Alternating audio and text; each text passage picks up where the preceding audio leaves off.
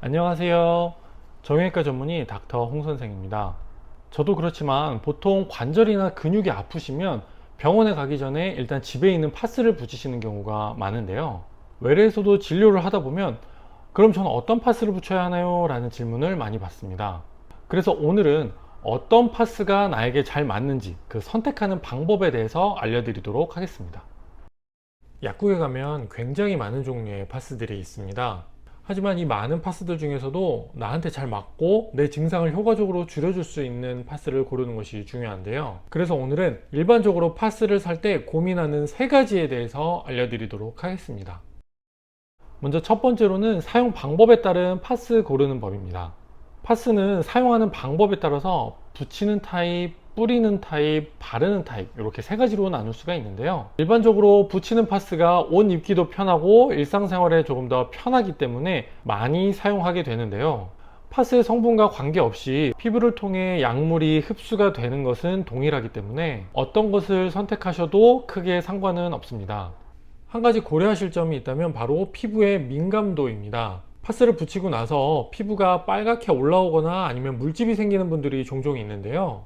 붙이는 타입의 파스는 피부에 잘 붙게 하기 위해서 파스 겉면에 접착제라는 물질의 성분이 묻어 있어서 이 접착제에 알러지가 있는 분들의 경우 파스를 피부에 붙였을 때 그 부분이 빨갛게 부어오르거나 아니면 피부가 따끔거리면서 아프실 수가 있습니다.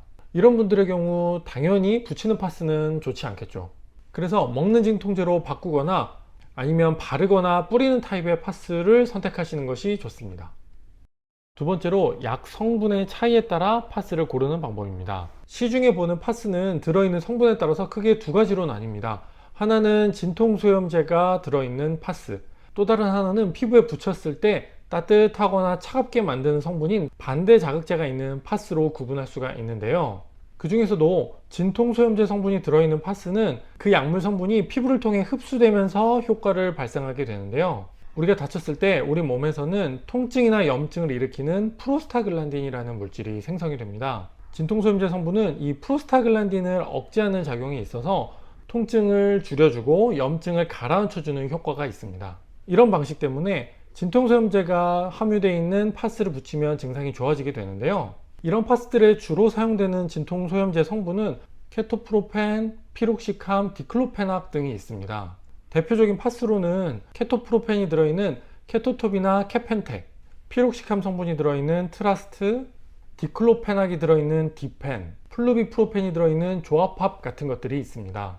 이런 파스들은 다친 경우에도 사용을 할 수가 있고 관절염이나 허리 통증 같은 만성 통증에도 효과를 보입니다. 파스에 함유된 진통소염제 성분은 몸에서 하는 작용은 거의 비슷하고 먹는 약에 비하면 굉장히 소량이기 때문에 어떤 제품을 선택을 하셔도 크게 차이는 없다고 보시면 됩니다.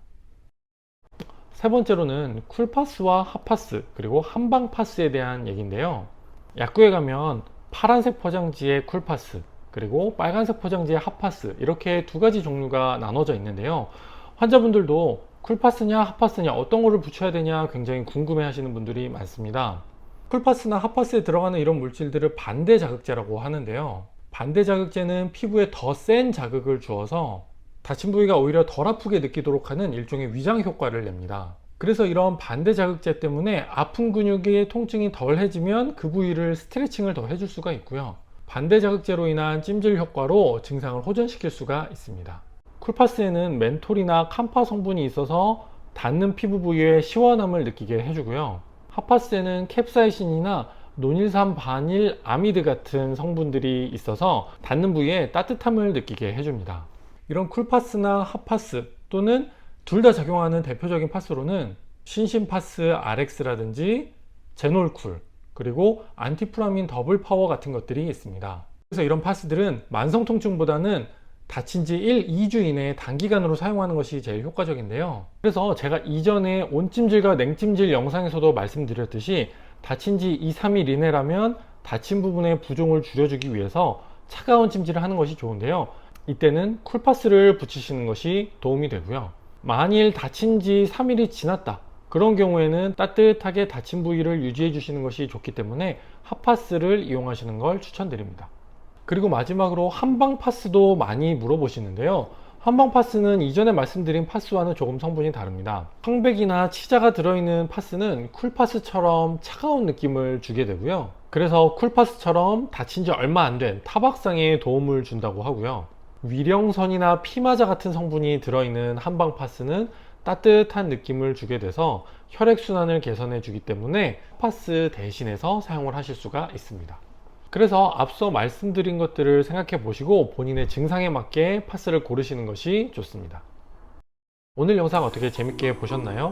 궁금하신 점이 있으면 아래에 있는 댓글로 달아주시기 바랍니다. 제가 최대한 빠르게 답변 드리도록 하겠습니다. 그럼 다음 영상에서 뵙도록 하겠습니다. 감사합니다.